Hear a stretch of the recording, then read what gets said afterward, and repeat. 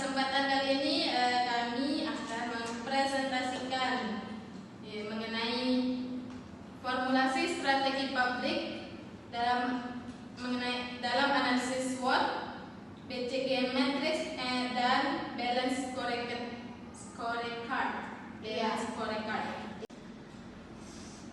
Langsung saja yang melatar belakangi materi kami pada pagi ini itu seperti yang teman-teman tahu, tuntutan masyarakat terhadap pelayanan publik sekarang ini semakin tinggi. Mereka menginginkan pelayanan yang cepat, transparan, dan efisien. Namun kenyataannya masih banyak lembaga publik yang belum memiliki strategi yang jelas dan terarah. Karena itu proses formulasi strategi publik menjadi hal yang sangat penting. Dengan strategi yang baik, lembaga publik bisa menentukan arah kebijakan, memanfaatkan peluang, dan mengatasi berbagai kendala dalam pelaksanaan program.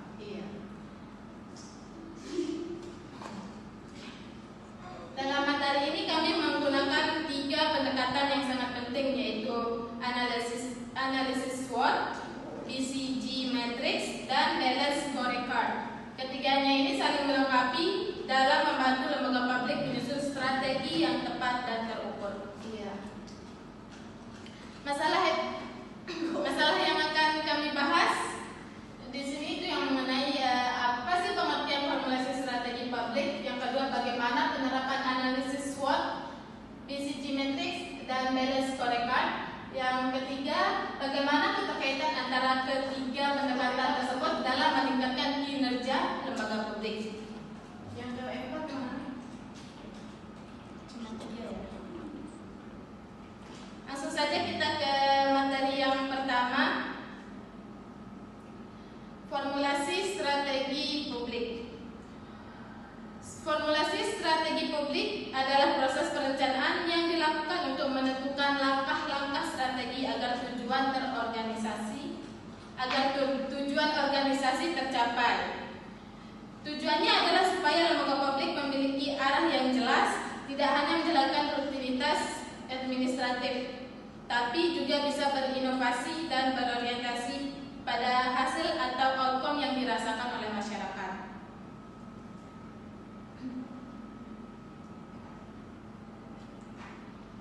Selanjutnya, materi kedua, analisis SWOT. Pendekatan analisis SWOT. Analisis SWOT adalah metode yang digunakan untuk memahami posisi strategis suatu organisasi dengan mengidentifikasi faktor internal dan eksternal yang berpengaruh terhadap pencapaian tujuan. Dalam konteks lembaga publik, faktor-faktor tersebut dapat dijelaskan sebagai berikut. Ada kekuatan atau strength, kelemahan, weakness. Maksud saja. Untuk strength atau kekuatannya misalnya sumber daya manusia yang kompeten, dukungan kebijakan pemerintah, atau reputasi lembaga yang baik. Selanjutnya, kelemahan atau weakness seperti birokrasi yang lambat, keterbatasan anggaran, atau kurangnya inovasi. Itu dijadikan sebagai kelemahan dalam pendekatan. Selanjutnya, opportunities atau peluangnya seperti kemajuan teknologi, kerjasama antar instansi, dan dukungan masyarakat. Yang terakhir ancamannya bagaimana? Misalnya perubahan kebijakan itu bisa dijadikan ancaman, tekanan politik, atau meningkatnya tuntutan publik. Dengan mengenali 4 faktor ini, lembaga publik bisa menentukan strategi yang paling tepat. Misalnya menggunakan kekuatan untuk memanfaatkan peluang atau memperbaiki kelemahan agar tidak terpengaruhnya ancaman. Selanjutnya akan dilanjutkan oleh Saudari Rahmat. Saya akan melanjutkan materi yang ketiga,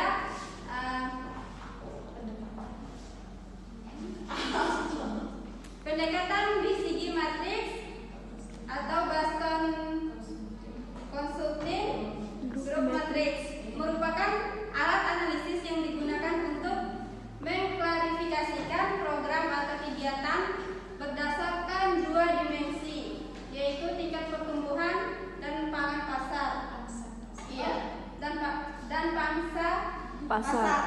Iya. Walaupun awalnya digunakan dalam dunia bisnis, konsep ini dapat diterapkan dalam lembaga publik untuk menentukan prioritas program berdasarkan efektivitas dan kontribusinya terhadap tujuan organisasi. Iya.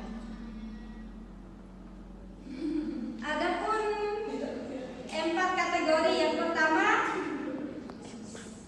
Yang pertama STAR atau bintang, program unggulan dengan permintaan tinggi dari masyarakat.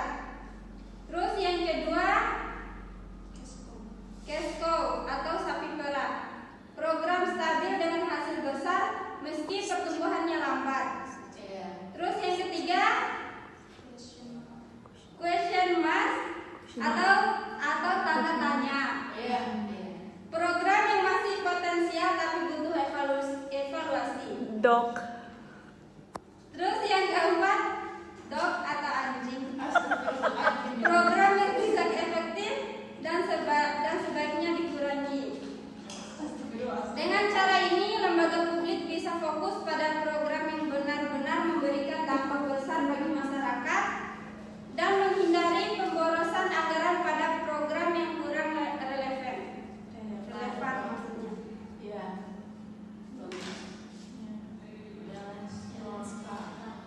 Selanjutnya balance scorecard. Pendekatan berikutnya adalah balance scorecard atau disingkat BCC.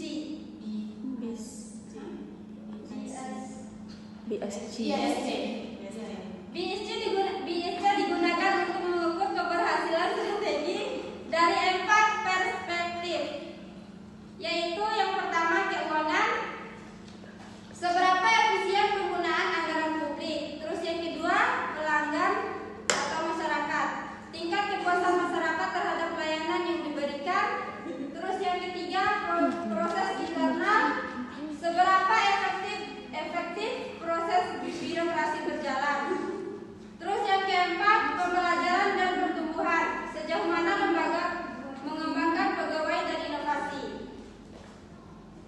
Dan dengan menggunakan BSC, lembaga publik bisa menilai apakah strategi yang dijalankan benar-benar efektif dan memberikan nilai tambah bagi masyarakat, bukan hanya sekadar memenuhi laporan administratif.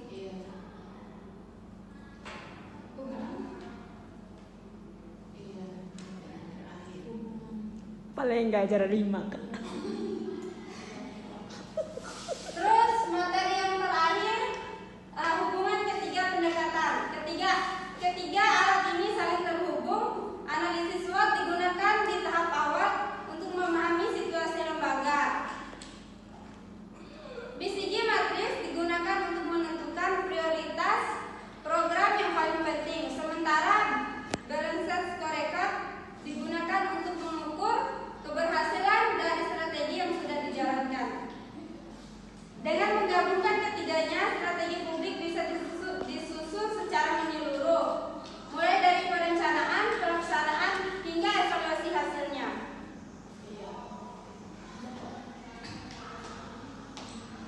Baik, itu saja materi dari kami.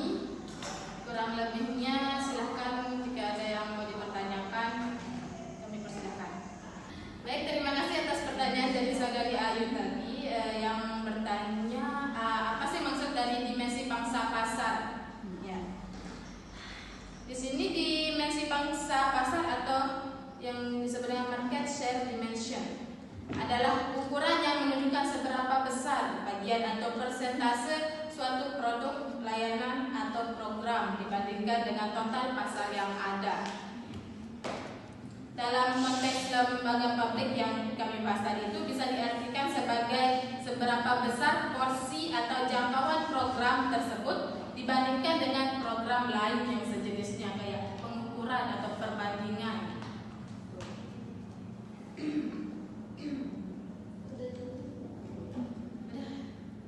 Bisa dimengerti? Dah. Dan selanjutnya kita sudah beranjak ke kesimpulan atau penutup. Sebagai kesimpulannya, formulasi strategi publik sangat penting untuk memastikan lembaga pemerintah bekerja secara efektif, efisien, dan berorientasi pada lembaga pelayanan masyarakat.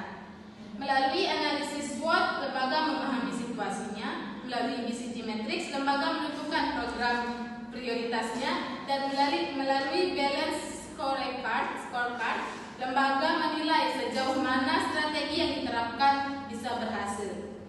Jika ketiganya ini diterapkan dengan baik, lembaga publik akan lebih siap menghadapi tantangan zaman dan mampu meningkatkan kepercayaan masyarakat terhadap